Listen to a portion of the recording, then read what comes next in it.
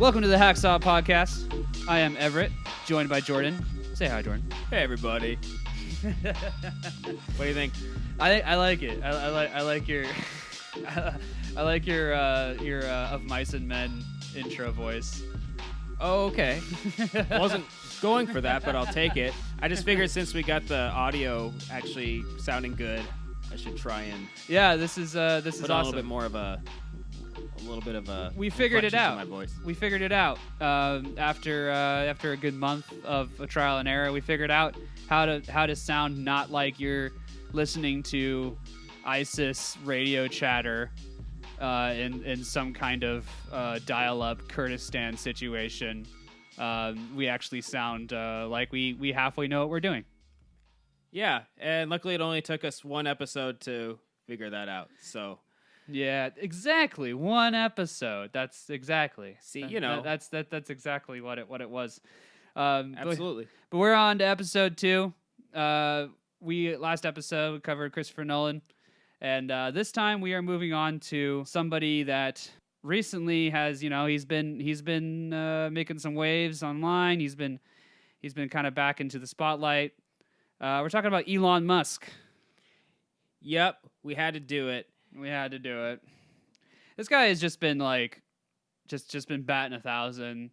But obviously he has like some sort of giant mechanism of a PR team that's churning out these weirdo statements. Yeah, exactly. Well, as most billionaires do, they have a lot behind them when it comes to PR and making their public image look as positive as possible. Elon Musk, though, somehow manages to screw it up horribly no matter what. The coronavirus is dumb. Yeah, it's fake. It's stupid. Viruses are stupid. Everybody's dumb. Yeah. Those are some, we are paraphrasing a little bit, but those are some quotes from some of his recent tweets on Twitter. And this is when I really started to not like this man so much. I've only become aware of Elon Musk over the last, I'd say, better part of this last decade or so. Before that, I wasn't really too familiar with him, and he wasn't really making like too many waves and stuff like that. He was one of those guys that he was making a shit ton of money. I feel like he came more into prominence after the passing of Steve Jobs. After Steve Jobs passed, there's a hole. There needs to be another cult of personality. A billionaire who is a tech genius and creates all these amazing things to make the world a better place. He just like the day Steve Jobs died, he just like is in the mirror like trying on a turtleneck, just like staring, just like trying to absorb the powers. Give me your power. Give me your energy. Allow me to control the masses. Maybe, but I think he decided to stay the course his own way. We should start off by like what he's most known for. I mean, obviously, this guy, if you don't know by now, he's the founder of Tesla, of SpaceX. Recently, just launched a rocket into space. Like last year, he was I think it was last year or the year before, he was test launching by launching garbage into our atmosphere in the form of a sports car and other debris that'll be up there for the foreseeable future, just adding to the giant space equivalent of the Pacific garbage pile or trash island that's going to eventually plummet down to Earth and kill us all. He is the owner or founder of PayPal and various other internet sort of startups. But let's get into it. Let's get into Elon Musk's early life. Let's get into where this young South African boy got his roots or where he came from. But yeah, before we do that, I want to clarify a little bit like about what this podcast is about. Is that when we talk about hacks, we're not talking about the more obvious kind of targets. You know what I mean? Like we're not going to do an episode about, say, Uwe Boll. We're not going to do an episode about Donald Trump. You know? No, it's like, well, I mean, for once, I guess it's kind of what we would call low-hanging fruit thing. Like, yeah, we want to talk about the hacks who are the ones who are highly praised. The ones who That's the key. have a lot of kind of a fan base around them, sort of like the last episode we did with Christopher Nolan. That was our jumping off point because so many people just seem to love this They guy's just kind of work. fall at his feet, and we But- don't understand why. But there's something very wrong here, and we need to just explain why. So with that out of the way, yeah, let's get into the beginnings of Elon Musk, poor boy from South Africa. Quote Not unquote, really. quote unquote, poor boy. I mean, they like to push that narrative. So Errol Musk, who is Elon Musk's father, they were on a trip to England aboard his plane, and they just planned on selling it once they got there. And something happened. It's very vague. Yeah, but they he don't ended up talk buying about it. Yeah, it's just like we flew to England, we sold a plane, and now we have an emerald mine. You know, you take a trip somewhere, you decide, hey, I'm going to sell this thing, and then I come back and I just have this thing now. You grew up like during apartheid, and so like I imagine being white in South Africa during apartheid is going to be pretty okay for you, you know, because like you're basically like you have like a insane white privilege like from the very beginning of your life, like so much privilege that it's on the ends of the extreme of the scale. That's not his fault necessarily because he was just born there, but it definitely had something to do with the fact that the amount what he was able to achieve, like what was available to him in that country, in terms of like schooling, education, all that kind of stuff. Right. So early on in school, he decided to get really into computer programming. That ended up being his passion. And then apparently that was something that that was mostly self-taught. Yeah, it was like right around the time that like DOS came out. And actually, I want to tell a story real quick. Something that I did find in this article that was interviewing Errol Musk. It was the only article I could find with Errol Musk, like interviewing him at all. Reading the article, it was definitely like there's no way that some of the things he was saying is true, but it just sounds embellished like off the bat. But the story that Errol Musk told about young Elon is something that, like, I swear to God, he just like watched a movie or something, and like he watched A Beautiful Mind or something like that, and like, and just kind of recanted the story. But apparently, like, Elon really, really wanted to go to this like convention about DOS, like, or about the new DOS system for personal computer. His father was like, okay, whatever. Like, you know, he kept begging him, and then his dad finally agreed to take him to this thing. And then he takes him to the convention and finds out that like, yeah, we're not going to allow your kid to just come in here and like watch this. This is for adults only or something. Like, for some weird reason, like they didn't really want him there. But his father was able to talk the guy there into letting Elon just sort of like sit in the aisle or sit in the back against the wall and watch the presentation. And while he was doing that, Errol went next door to the fucking bar and got shithoused. And when he came back to pick up Elon, who was there in like a little suit. He was like a little 10-year-old in his little young Sheldon suit. And he goes to go pick him up, and I guess Elon is sitting there in the lobby, surrounded by a bunch of other guys there, and they're all like enamored with like what Elon is saying, like, and they're all like super impressed, and they're like, somebody shouts out like, "Get this kid a computer!" And one day he will create electric cars that hardly anyone can afford. This kid's gonna lead the generation to the singularity. Like this boy's got it all. It's like, I'm like, okay, come on. This is like right out of a fucking movie. Like, this is right out of a, like, he's one like of the, Dexter from Dexter's yeah, Laboratory. he's just like little Dexter. And apparently after that, Errol got Elon like a big ass giant computer, and like, he got him a bunch Those of were the floppy only disks. sizes back then. He had to get a big ass giant The computer. big ass giant like fucking garage sized computer with the big fucking spinny like reels on them and stuff. He got him one of those. Mm-hmm. And he just went away. He started programming or started learning how to do that.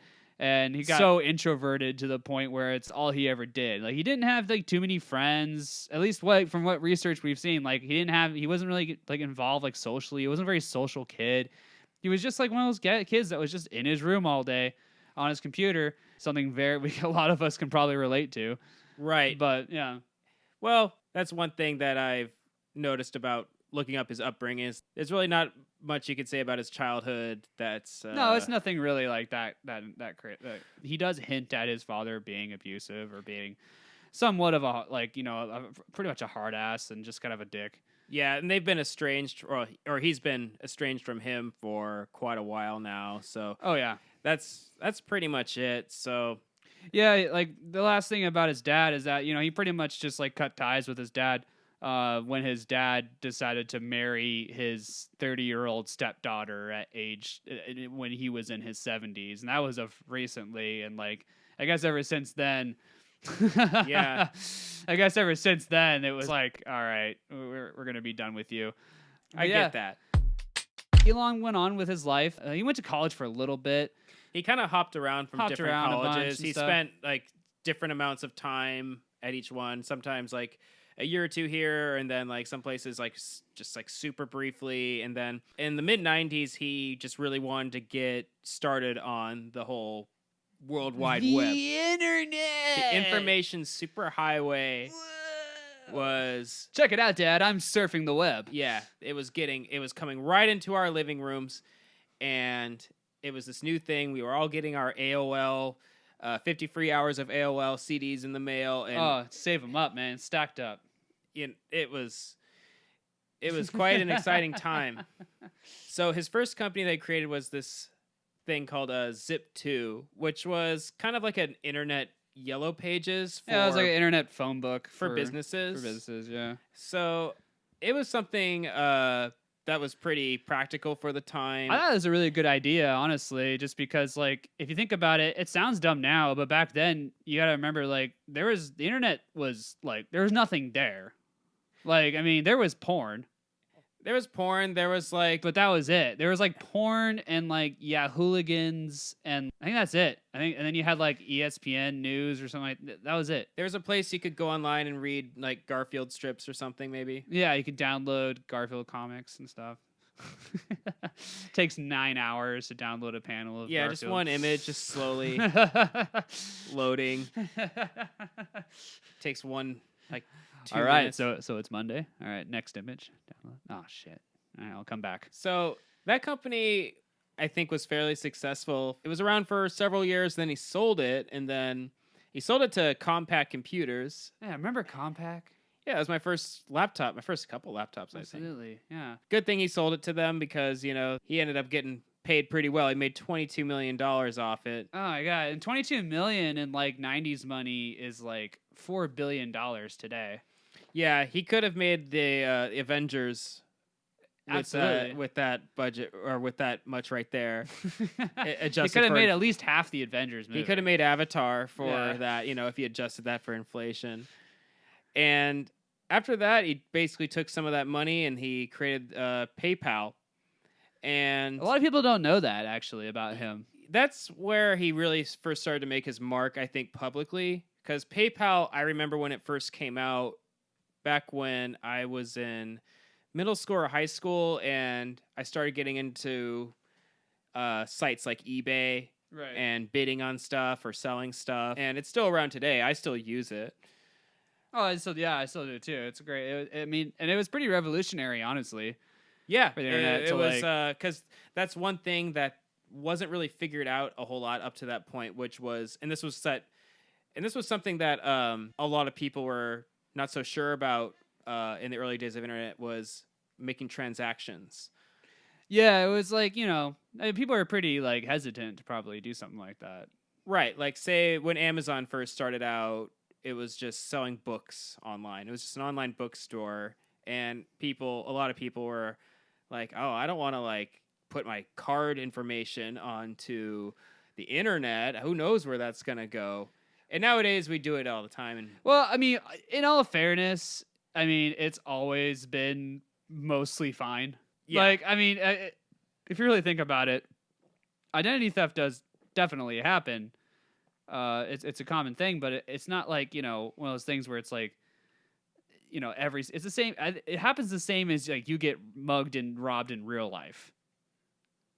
I think, Sure. you know what I mean. I feel like it has the same kind of frequency where it's like if somebody commits a crime against you, whether it's online or anything else like that, I feel like it happens with the same amount of frequency. Like when was the last time you got robbed? Well, you It's hear all the like, time about identity theft. yeah, but that's the thing. That's the point I was And getting to is it that happens, sure, that but like fucking like I'm not 60 worried about it. Minutes or like Barbara Walters is just one up there doing her job, which is scare the shit out of everybody in the whole fucking country constantly. Like to like literally going on 60 Minutes like in the early 90s, like telling everybody that the devil is real. And like and that he's living inside your children's Ouija board, and like he's inside the, and Dungeons and Dragons is a satanic ritual that, you know, they're bringing demons into your life. Like they literally did, like, you know, all that fucking what's his face, Geraldo, like doing that whole thing about the West Memphis 3, like basically like selling those kids up the river, and like they did it all for ratings. They were like, they realized back in those times that scaring the shit out of people made really good ratings. So I think they did the exact same thing with like cybercrime. It's like they would have like a cybercrime 60 Minutes where it like scared the shit out of everybody. Well, he actually ended up selling the company to eBay in 2002, and that got him another $165 million. So Big payday. So that was quite a step up. So right now he's riding high. He's a young millionaire, and What time period are we kind of looking at here? As far as his age, Like when he sold PayPal, was like early 2000s. Yeah, I said 2002. Okay. So he then started to kind of switch gears a little bit, and he's like, well, I want to still be involved in tech innovation, but now I'm interested in solving global problems, particularly climate change. Yeah, this is when the altruism comes in. Right. So Tesla was formed pretty soon after maybe half a decade or so, and Tesla's a huge company. It's actually the fourth most valued auto company in the world.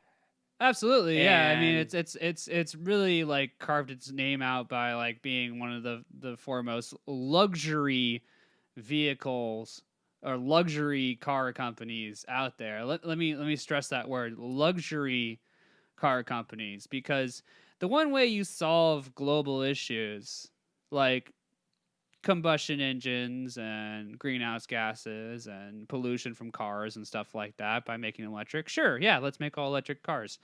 But let's make them all cost $100,000. Because that's how you get that's how everybody gets an electric car. That's how you solve the issue, is you make luxury items that nobody can afford. Therefore, it becomes more of a status symbol than it does an actual solution to a problem. Yeah, electric cars were not a new idea Absolutely not. at all. There had actually been an attempt to make a electric car go mainstream quite a bit earlier, which was a project done by GM, and I believe the car was called the EV1. Oh, this is a crazy story. Yeah, so back in the early 90s, this was a project that came about. There's a pretty good documentary about this whole story, too. It's called Who Killed the Electric Car, and that came out in the mid-2000s, I believe. Go watch it. It's crazy. Yeah, they actually did a kind of an update on it, too. Oh, did they? Yeah, because now that electric cars are more common, Yeah. and, you know, hybrid cars and all that. Did they come out with a new movie? Yeah, they can't. Well, I haven't seen it, but from what I looked up, it seems like it's kind of like an addendum. Like I we're see. gonna Yeah, kind yeah. of attach this. I mean, on top. still the story that this story about the EV1 though, even in the original one, is crazy. Yeah, it was actually a pretty popular thing. It was the first mass-produced electric car of the time, and it started out in the mid-90s. It was making some headlines. There was actually a lot of people who ended up getting a what do you call it, like a prototype or a test model. But then it suddenly all just got discontinued. Huh. I wonder why. I wonder why there being an alternative to gasoline would be something that somebody wouldn't want to come out. Yeah, it's probably something to do with the oil lobby or the Yeah, fossil fuel lobby. There's absolutely. quite an established thing we have going on in the United States as far as how we fuel our cars, and it's going to take a whole lot to Well, honestly, what I change think that. happened was, and reading the story about the EV1 is that a lot of people were up for it, were ready for it, and the fossil fuel companies were like, oh, people probably won't even like be interested in electric car. You know what I mean? They'll probably be like, what is it, a fucking golf cart? Like, what is this shit? You know, that's fucking stupid. So after it But they was, were really interested in it. yeah, People wanted one. and it sucked because after it was all discontinued, the people who actually all previously owned one had to like give them back. It was just That's the craziest part about this illegal story. to own one. So they're all sitting in a junkyard somewhere. They and had to give them back. The Yeah. people that pre-ordered the EV1 that paid money for it, the fossil fuel lobby got it to be like illegal to have one or something, and they got it to a point where the people who owned one literally had to just give it back. Did they get like a refund?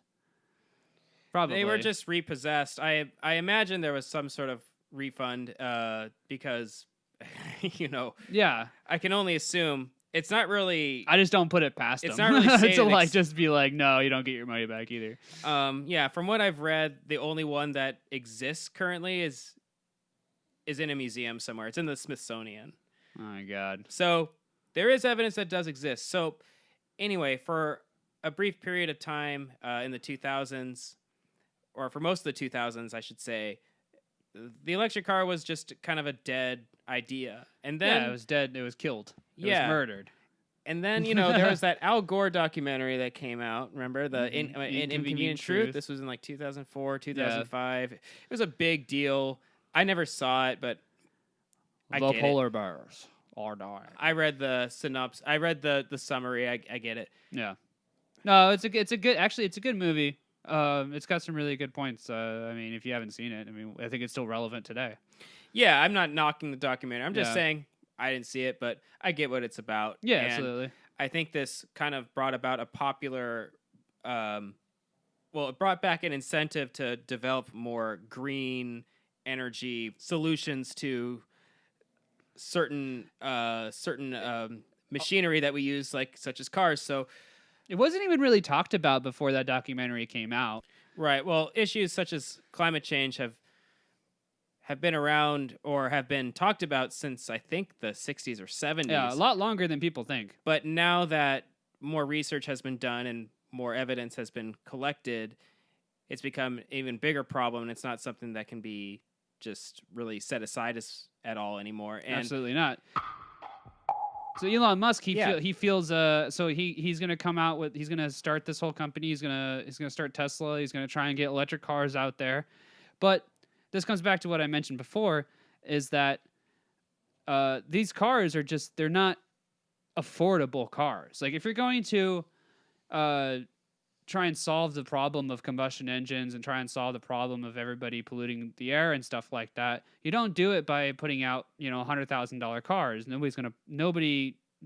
majority of people can't afford them. Even the base model, like the Model S or something like that of Tesla today, I think at the very minimum, it's like at 35, 40 grand, somewhere around there. yeah, And like that's a luxury vehicle. That's expensive for a car. I mean, if you think about like the majority of people of cars out there, I mean, I would say like the average price of a vehicle is probably around like, 5 to 10,000, like maybe like you can go up as high as 15, but like people don't spend that kind of money. The majority of people don't spend that kind of money on a car. And unless you have like, some crazy awesome tech job. right. Well, they've become kind of a Tesla has become something of a status symbol. That's what it's become. Yeah. It's become something that you own, that you show off, because I have an electric car myself. I have a Nissan Leaf. I bought a used one. It's like 5 or 6 years old, but I got it for like 10 grand. Yeah. Yeah, And, that's fine. That's very affordable for me.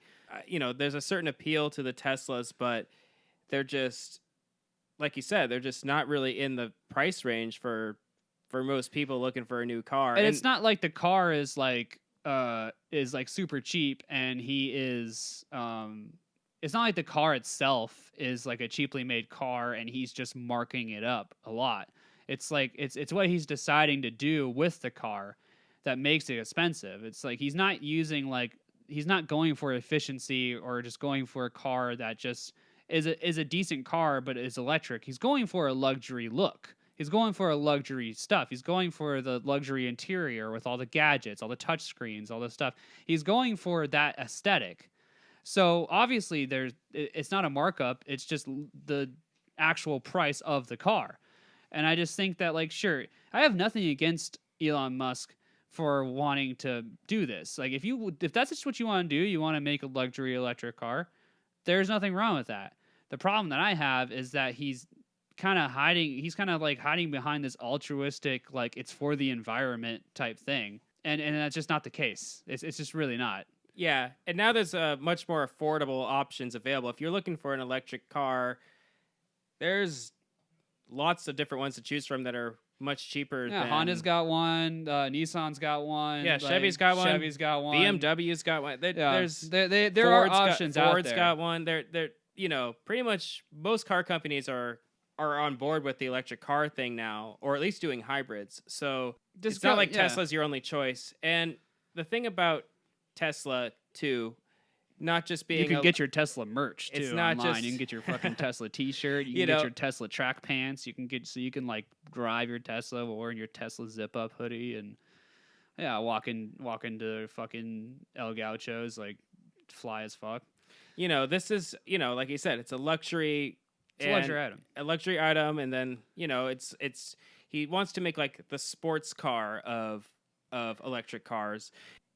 One of the main criticisms I have towards the whole being better for the environment thing is like, yeah, obviously electric cars are much better for the environment than combustion engine cars. But the thing is, you still have to make more cars. Yeah, and that takes oil. And that takes resources that also consumes and harms the planet. Yeah.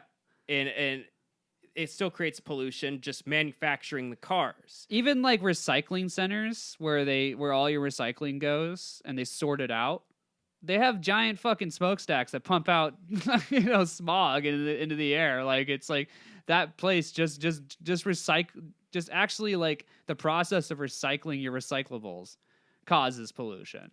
Right. So Elon Musk, here's how it goes. Elon Musk was driving to work or driving to his office, and he was stuck in traffic, and he thought it'd be cool if I drove a car that I want to drive. And I think this is a good point to bring into the next thing, which would be his next problem, which would be traffic and roads. And he has a particular solution to that problem that the more you think about it, the more you read about it, you really see what a when you think about it for more than 5 minutes, it's just like one of you will get a headache.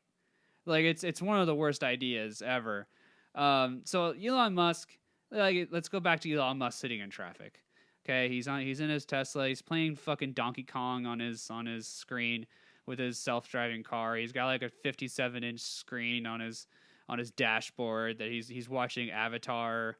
And he's playing Donkey Kong at the same time, and his car is just like driving itself. And he's thinking about putting in something that'll blow him too. He realizes that like he's getting real sick and tired of being on the same road as all of these fucking peasants, as all of these like dirty plebs that he has to share the road with. How gross! Look at them in their Toyota Corollas. They're disgusting. I don't want to be next to them. And they're going to get some of their dirt on me. So what he thought of was like, what if I had like a tunnel that goes from my fucking Mech Warrior mansion to my job? That I just like get into my self-driving car. I can play Uncharted on the way, and I can fucking just go straight to work, no traffic whatsoever. And that idea is what's been called the Hyperloop. Yeah, it's an elevator high-speed tunnel system designed by Elon Musk. Well, not designed specifically by Musk, but it's a Tesla project. Right. Or is it the Boring Company? It's the Boring Company. That's right. So Elon, like, he just sort of like with all the money that he's made from like just PayPal and like just his companies and the reinvestment and the Tesla and all the money that's made, he just kind of started like starting all these little companies everywhere. He started up SpaceX. He started up the Boring Company, which is a company that does machine boring tunnels. Get it? Fucking get it? Ha. But Yeah, it's pretty funny. it's There's pretty one thing that Elon Musk is well known for is his jokes. yeah. Come over here, A2 dash Starfire Angel slash asterisk 52, my son. Get over here. I'm gonna tell you a joke. SpaceX has actually become quite a big thing now, but the Boring Company, yeah, they started the Hyperloop project, and The Hyperloop project is the process of digging several like honeycomb style tunnels underneath a major metropolitan area to kind of subvert the freeway system. And what these tunnels are is they're essentially they have like an elevator system to where you're on a surface street, you pull up to the little platform, it locks your car into place, and then it elevators the car down into the tunnel and then locks your car into like a little sled type situation, and then it shoots the car at like 150 miles an hour is what he was trying to say. Like that's the speeds that he wanted is like 150, 160 miles an hour. It just shoots you through this tunnel. And like, I guess like everything is controlled by computers and sensors and stuff. So it's like everything's like perfectly aligned and perfectly like you're perfectly distant from like anybody else that's in the tunnel. And then you just like pop out the other end and you elevator up and you're at your destination. Sounds great. Sounds awesome. It sounds cool. It's like a total like, you know, it sounds like it could fix traffic because it takes away the control of speed to people and gives it to computers so things can be perfect. But when you think about it, digging tunnels underneath giant cities is the major flaw of the entire project. It's not everything else is fine. It's like, yeah, you can hook a car up to a sled in a tunnel and shoot it. It's fine. But the process of digging a tunnel at all in a city is a massive undertaking. So massive that like the idea that like what he wants to accomplish with the several miles of tunnels just so Seems- far out of possibility that it's just insane to talk about. well, when Elon Musk became the brand Elon Musk, this is when he started thinking about projects like this because he's been sort of seen as this kind of Tony Stark kind of figure, which is that, look, the government isn't solving the world's problems, but I can because I have a vision, and the only thing holding me back is all this government and red tape just standing in my way. You know, look, I could make things better. I can, you know, but what he's talking about really, it's not real. It's magic. Yeah, well, This is- there's this- that. What's that saying? Like AM, FM thing, where it's like this thing in like the scientific world. It's like AM. It's like actual machines versus fucking magic. Where Yeah, it's like there's certain things that are actual machine possibilities, and there are certain things that are called fucking magic, which is just like, you know, Star Trek level stuff where it's like, yeah, like we don't have teleporters, like we don't have that, like that's something that we don't understand how to do, and that's magic. and the whole, I mean, one thing about it too that I just thought about was, okay, this thing is going to be about like 900 or somewhere between 900 and 1,000 miles long. What happens if like you lose power or something? Oh, anything. If anything fails. The main issue with the Hyperloop is something that we can relate to because we live in Seattle, and we recently had in the last decade we had our own tunnel boring venture. One of the biggest tunnel boring machine ever created was used here, and it was called Big Bertha. And the project was to essentially do on a small scale what Elon Musk wants to do on a large scale. And the small scale was replacing a old decrepit double layer freeway called the Viaduct that cuts right through the waterfront in downtown Seattle. It's called the Alaskan Way Viaduct, and it's cracking. It's gonna fall over. If we have an earthquake, that shit's gonna collapse. Like it's just old, needs to go. So their whole thing was like, let's just tear the whole thing down, and then we're gonna dig a tunnel underneath, and we're gonna turn it into an actual like just freeway tunnel that goes under the ground, so it restores some of the skyline. So people living there can actually like see past into the ocean and not just stare at a shitty freeway. And the project was supposed to take like a year or two, and it was supposed to cost somewhere around, I don't know, like $100 million or something like that. And the length of the tunnel it was supposed to dig was 2 miles. 2 miles of tunnels.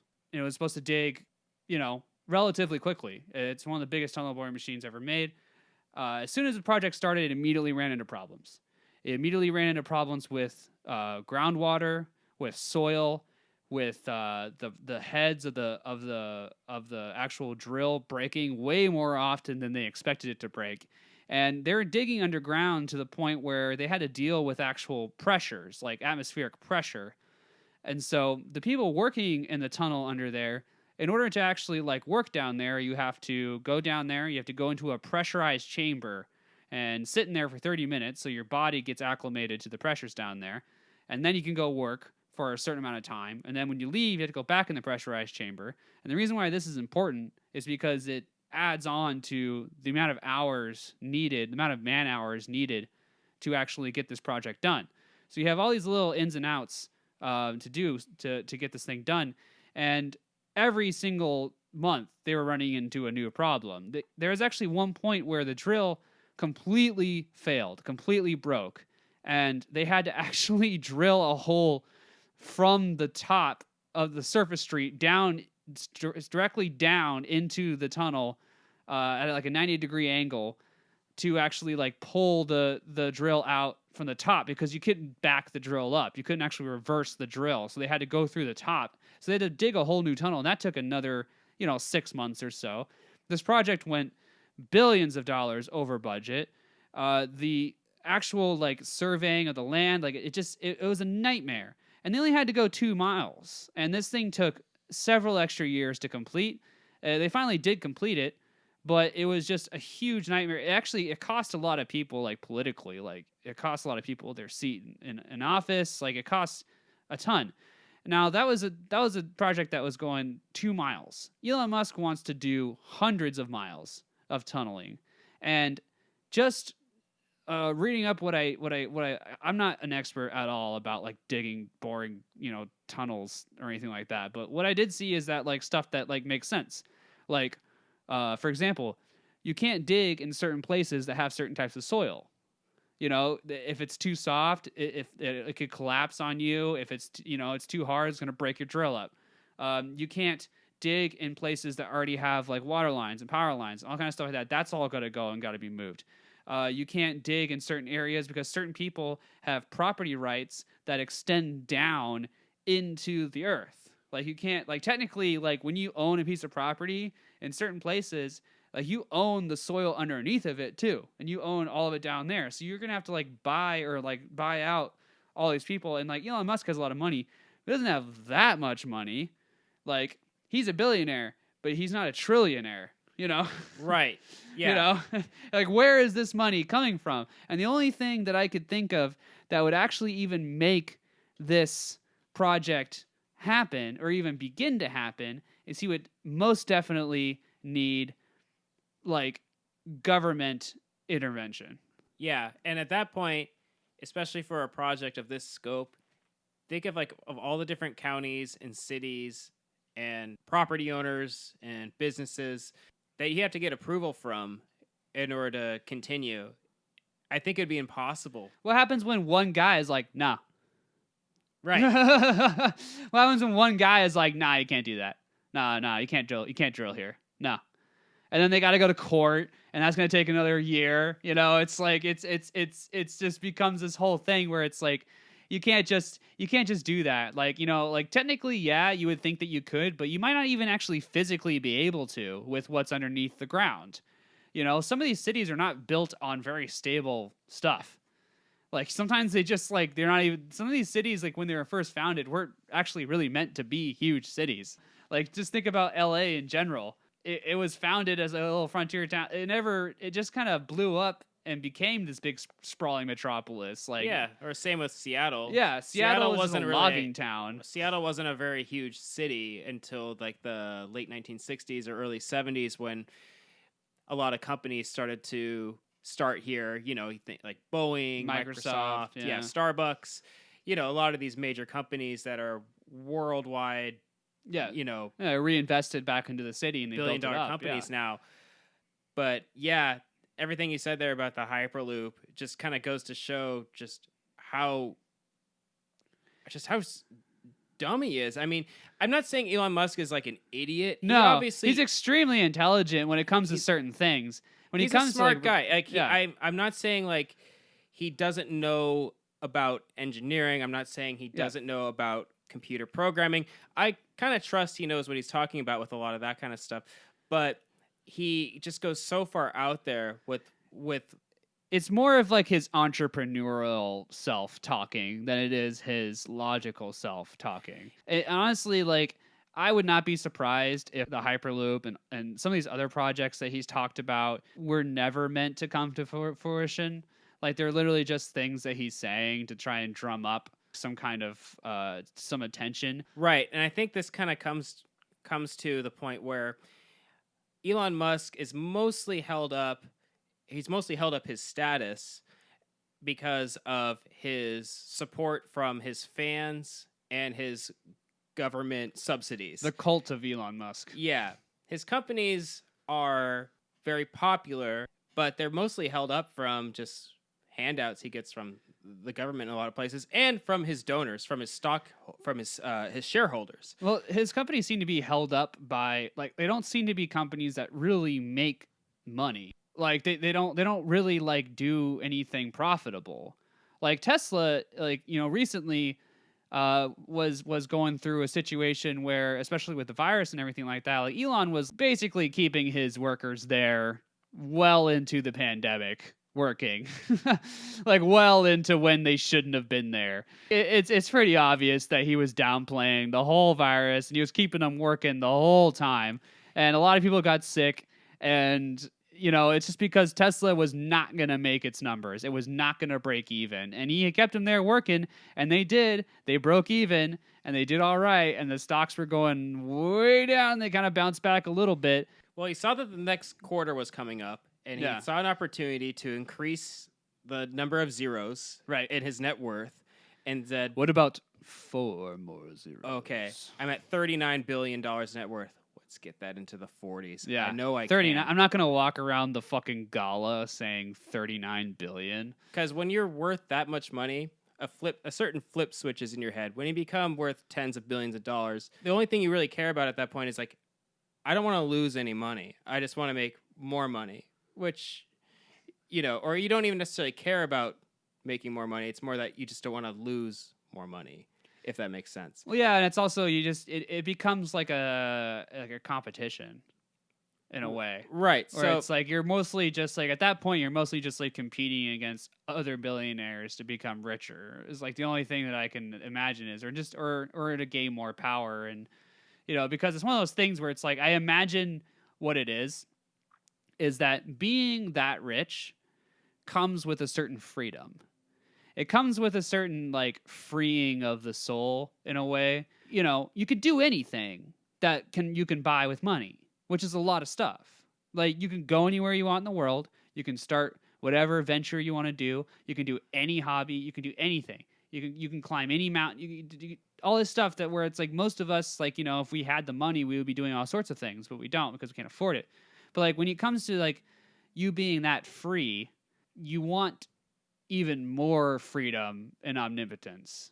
The only thing standing in your way is like other billionaires. So it becomes this sort of like, you know, race or competition to buy the entire world. Right. Well, like during the whole pandemic, he has basically said that he wants to move all of his company operations to Texas because there's less restrictions on businesses and their operation. He'll be able to just keep everything running as if he can just teleport his entire infrastructure all over. Wouldn't that take at least a year or two? I mean, yeah, but I mean, I think he definitely, it's possible, you know, I don't know what that would do, because like at the end of the day, it doesn't matter where he's at. Tesla doesn't really make that much money, because at the end of the day, it's a luxury. Like we said earlier, it's a luxury item. Luxury items, aren't. It's more so like if you're a person that works in like sales of luxury items, like let's say you sell mansions. Okay, let's say you sell mansions. Like all you really have to do is sell like one mansion a year, Yeah. and you're good. You know what I mean? Like you sell like one or two. Like you work in like like you work in exotic animals, and you got to sell one fucking Siberian tiger a year to some sultan. You know what I mean? And I you're sell crystal or diamond encrusted grand pianos. If I sell one or two of these, I'm set for the but whole you year. you show up to the work at the diamond crystal grand piano like dealership every day in your fucking suit, and you're just like standing there. I always think about people in the mall who likes to stand at like the fucking kiosks that sell like fucking like Gucci shades, like Gucci sunglasses or something like that, and they're just like standing there like they probably only sell like one pair a month. They're just bored as shit all day.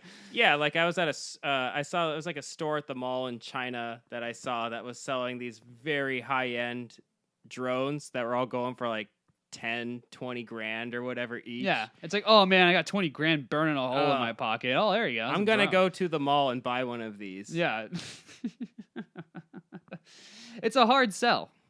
It's a hard sell. Like no matter who you are, it's a hard sell.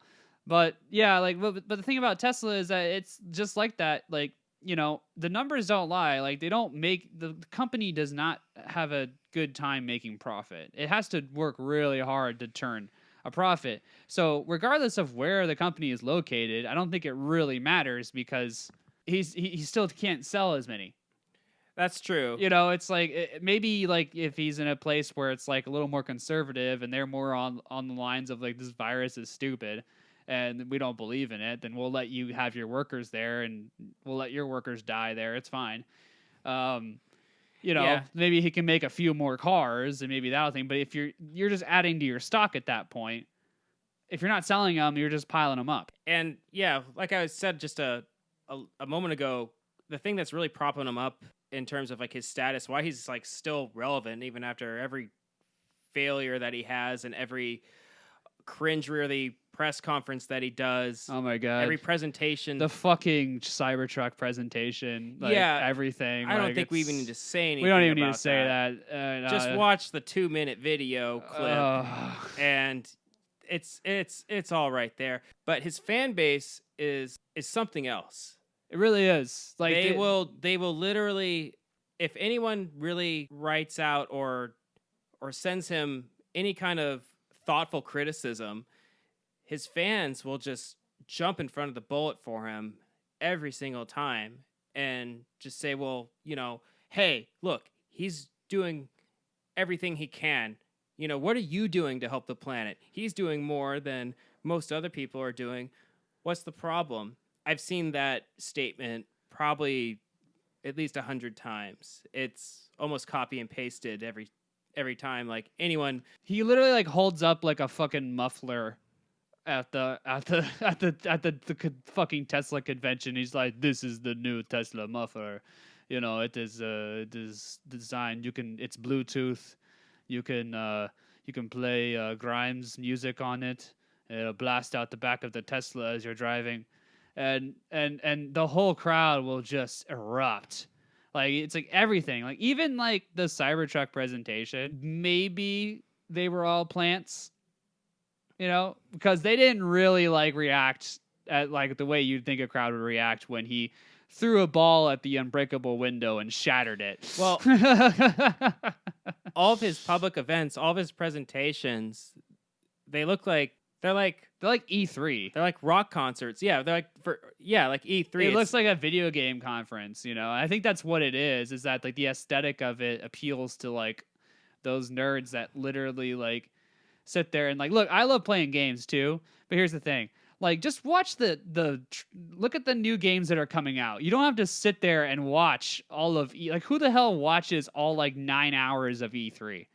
Like I know we probably won't ever have another E3 ever again. This is probably going to be a dated thing, but But That's fine. that's fine. But like every single one of them were just horrific things. It's just the most cringeworthy event I've ever seen in my life. But yeah, but that's the aesthetic that he's like going for with everything. Yeah, they just won't admit that anything he says is wrong or anything that he says is misinformed. I think that's why he's like gone full Joker with the Twitter, because it's at a point where it's like he has an entire army that defends him. So like whatever he says, it's like it doesn't matter. He has his audience. Yeah, he's kind of similar to, like, I don't know, if I were to compare him to like an online celebrity, like a YouTuber, I'd say a good comparison would be someone like PewDiePie.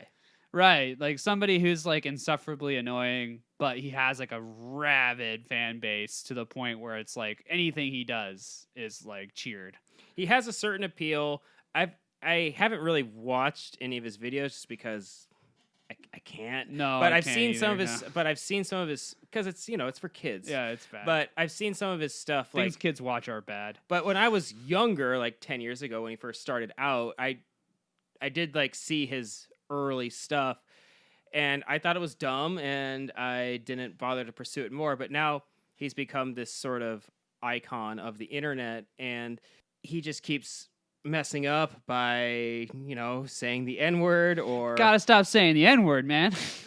promoting, promoting alt-right or fascist kind of Dude, that's just videos. That's like that. I feel like some weird reason when you get a bunch of money, you start becoming more and more conservative, because you're like, because essentially what it is that like it's like, let's have rich people club and let's fucking keep poor people as far away from us as possible. And Elon Musk, he's the guy who kind of champions himself. He said on his social media at least a couple of times that, oh, I'm actually a socialist, but I'm not one of those crazy ones who wants to really change anything. But I'll just kind of say the stuff. I'll put the little rose emoji by my name, or I'll just sort of champion these kind of populist sort of ideas, or at least I'll say I will. He doesn't really believe in anything. No, he doesn't believe, there's nothing that he actually believes in. He just believes in whatever he has to do to like have like a good public image. Why does he even need one? Why does he even need like a public image at all? It doesn't make or break it for his companies or what he does. He's not a celebrity. He's not like a movie star. I understand when like a musical artist has that because you are your own brand. But like Elon Musk tried to like make himself a brand, and it's just like it boggles my mind as like to the purpose of it. And honestly, I think it all has to do with just him being just not good at being social. I think there's that, and I think that he gets so much positive reinforcement from his fan base. Yeah, I think that he initially got so much of that he got this idea like, oh, people really like I'm a great man. People like seeing me present, and I'm very awkward, so they can relate to that, and I think I'll just keep doing. What is with all these like tech guys and like? It's so ironic that they all just like him and Zuckerberg, like they all talk like fucking robots. Would you guys like to see me get jiggy with it? Yeah, No. You saw that? I showed you that video of him dancing, right? Yeah, it's bad. It's super bad. I thought that the video of Ben Gibbard performing, it was like a Postal Service concert. I thought he had the worst white guy dance moves I've ever seen in my life. But Elon Musk like took it to the next level. And it even like made the news because it was so like nonsensical. It was just like everybody was just so baffled by like how weird he is, like, and not in a good way. Like just like, look at this guy, look how fucking weird he is. Like he's on like the nightly news. Like Lester Holt's like, this guy's so fucking weird. Look at him. Like, yeah, he's not a good public speaker, but he keeps being. No, just listen to him on Rogan. Yeah, or on any podcast. Yeah, like I unfortunately I had to like watch fucking Joe Rogan. Like I don't like that guy, but Joe Rogan. Not really. I mean, maybe back in the day, like I used to listen to his stuff and like him, but the last couple of years, it's just been really like, all right. It's worn thin. I mean, he's had, he had Ben Shapiro on recently for like the 15th time, and it's like, how many times? Well, you see, Joe, like two people don't need to get married if they're straight or if they're gay. Marriage is in the eyes of the Lord. And the Lord says that you need to get married in order to be in heaven. And that's what I believe. I don't care what you believe. That's what I believe. Look, there's no such thing as racism anymore. We ended racism back during when the Civil Rights Act was passed back in the late 1960s. That was the end of racism. That was the end of racism. Look, show me the law. Show me the law that says racism is okay. Show me the law that says that we are all racist. Okay? Yeah. Basically, anyway. Yeah, Elon Musk is a very bad public speaker, but his fans keep encouraging him to do it. Yeah. And he's making cameos on he just hasn't had friends. He's making cameos on like South Park and Rick and Morty. Yeah. And that's like honestly, I don't even think I'm gonna watch that season just because I'm like, all right, no, I'm not gonna. So the joke is on Rick and Morty, it's himself and Rick and Morty are at this his factory, and they go, oh hey, it's Elon Tusk, because it's Elon Musk, but it's Elon Tusk. He's Elon Musk, but he has tusks. All right, okay, all right. It's pretty funny. No, it's just, man, like this man is just like he's just like forced his way into like being a celebrity. Before we go, I do want to give Elon Musk a couple of thumbs ups on things. Yeah, well, okay. I want to try. Yeah. I want every episode. I want to try and not just say that everything sucks. I want to say that I want to say some good stuff about him too. Yeah, and we did the whole. We've been roasting him this whole time. This is the point of the roast. At the end of the day, Elon Musk is a piece of shit. He's a piece of shit. I'm just gonna say. At the end of the day, Elon Musk is a total piece of shit. Don't listen to him. Don't believe a word he said. He's a liar and a falsehood. But I will say this: SpaceX, I think overall is a good thing. I like the idea of space exploration. I think we should be doing it. I think we should be, out there poking around. Probably not going to find shit, but I think it's important for society and science to progress. Now, it is very important that we go back into space again. But the thing is that Elon, you got to understand is that Elon Musk is not a astrophysicist. He's not really even an engineer. He's an entrepreneur.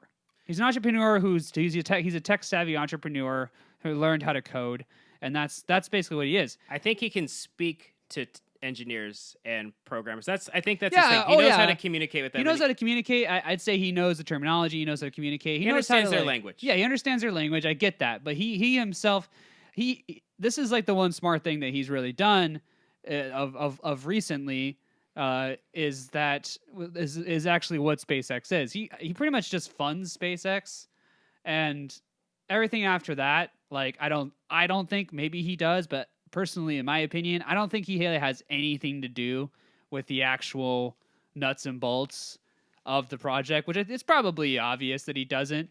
But I think that he just names the rocket. Yeah. Like the Dragon Ball Z rocket or whatever it's called. The Goku 5. The Shenlong. The Shenlong Dragon Goku rocket.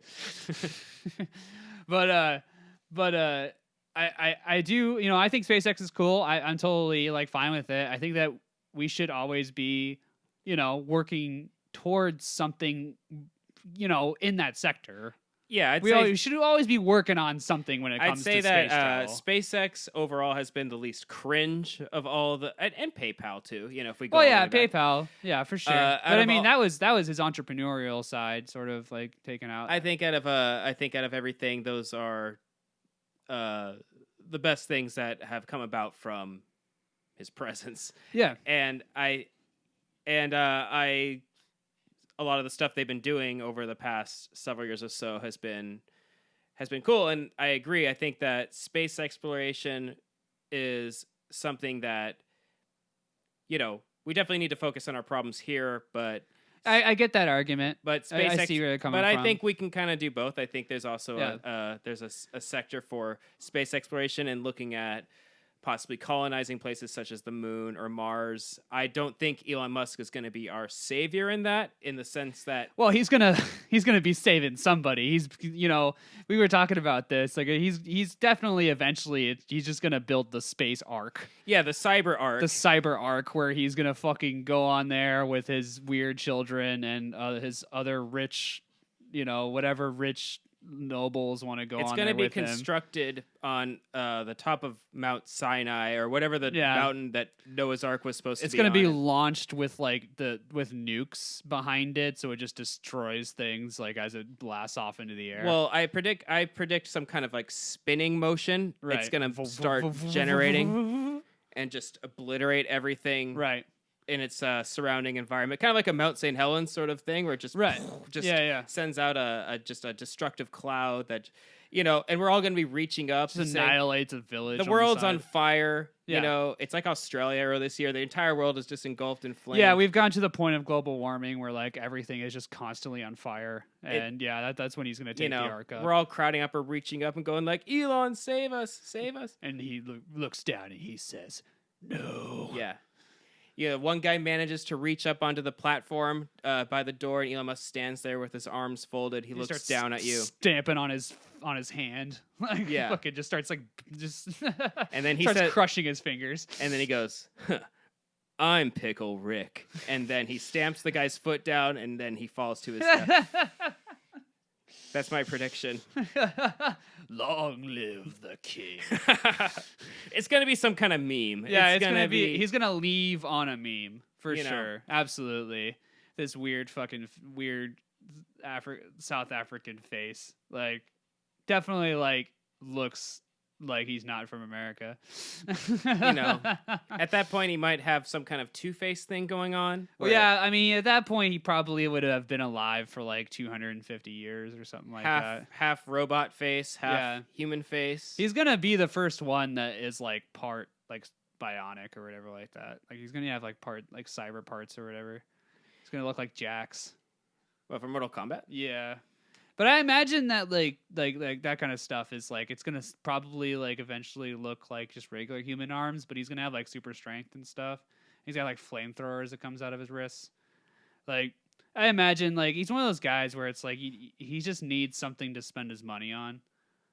Well, he's worth about. Last I checked, he's worth upwards of $80 billion now. Yeah, His net worth has basically doubled over the last year or two.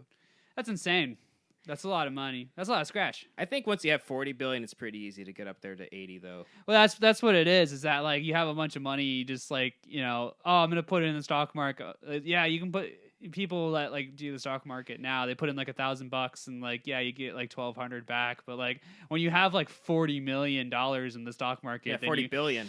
No, but I mean even just like 40 million. Oh, sure, like yeah. you just like take a little bit out and you buy some shares and then you can fucking. But I actually heard that he doesn't actually trade stocks or anything like that, which is, I don't believe that. Interesting.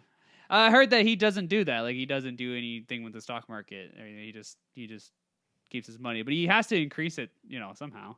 Well, he has shares of the companies he's... He has his own shares. Yeah. He has shares of his own company, Right. but I don't think he actually like publicly trades anything. Oh, I see. Yeah. Okay. I don't think. I don't know. It's just like a weird thing. I don't know. Maybe he knows something we don't. Probably. Who knows? Who knows what Who Elon knows? Musk knows or doesn't know? Or doesn't know. Nobody knows. We just think he's a hack, and We just think he's full of shit. We just honestly like he had a couple of good ideas, and that's about it. I just think that if he ever actually tries to do any of these crazy projects that he's talking about doing, like the Hyperloop system, like it's just going to end in a disaster. And then I think he probably already knows that. So it's like literally, I think he's all talk. He's all talk. He's all like just personality, like trying to be popular because he was such an introvert as a child, and as he grew up all he did was probably work, and that's about it. And he didn't really have like the social life that a normal person would have, so he's doing that weird thing that like people that grow up rich do, which is, basically like fake that you have friends, Right. Or Well, like- or I like- actually watched a documentary about Elon Musk that came out a year or two ago, and the title of it was just called Elon Musk, the Real Life Iron Man. Oh my God. So this was a documentary produced by Amazon, I believe. Okay. And the main point, the whole thing was just so Self-serving. so self-serving.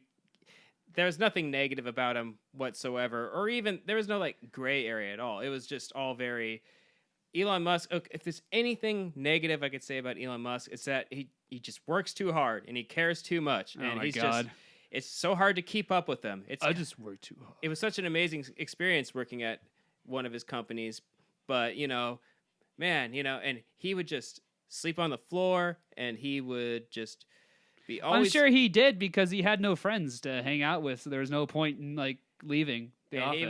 he was just like an idea factory. He was just coming up with all these amazing ideas all the time, and I was just trying to absorb all that genius while I was in his presence. And it's just like, God, give me a break, man. Yeah, no way.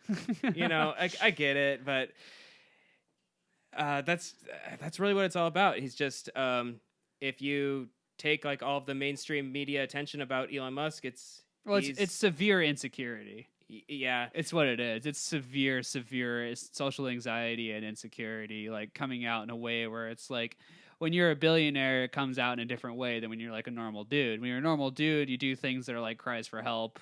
You do things like maybe you have like on the extreme end, you have like a suicide attempt or something like that you don't really actually, you never actually like meant to go through with it, but you just wanted people to know that you attempted it.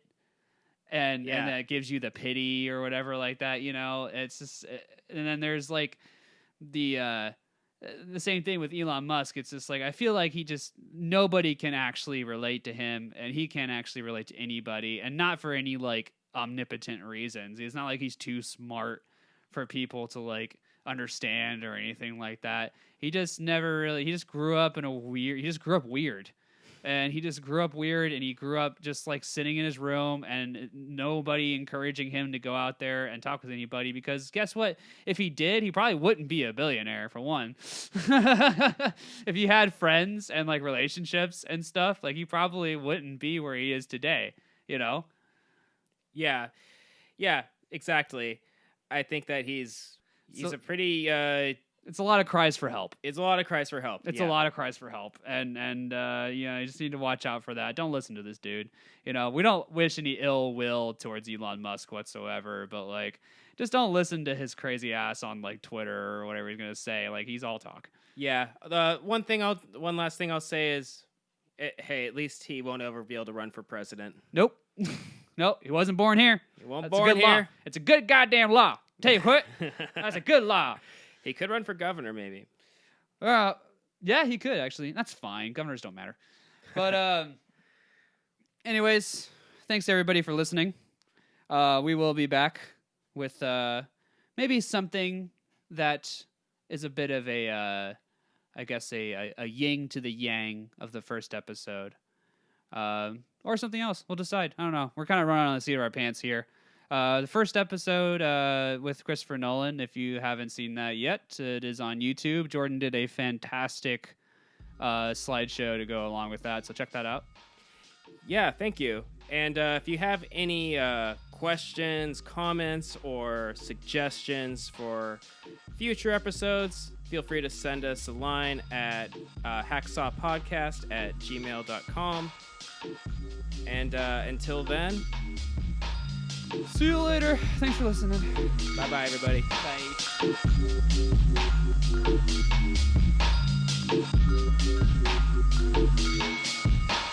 Bye.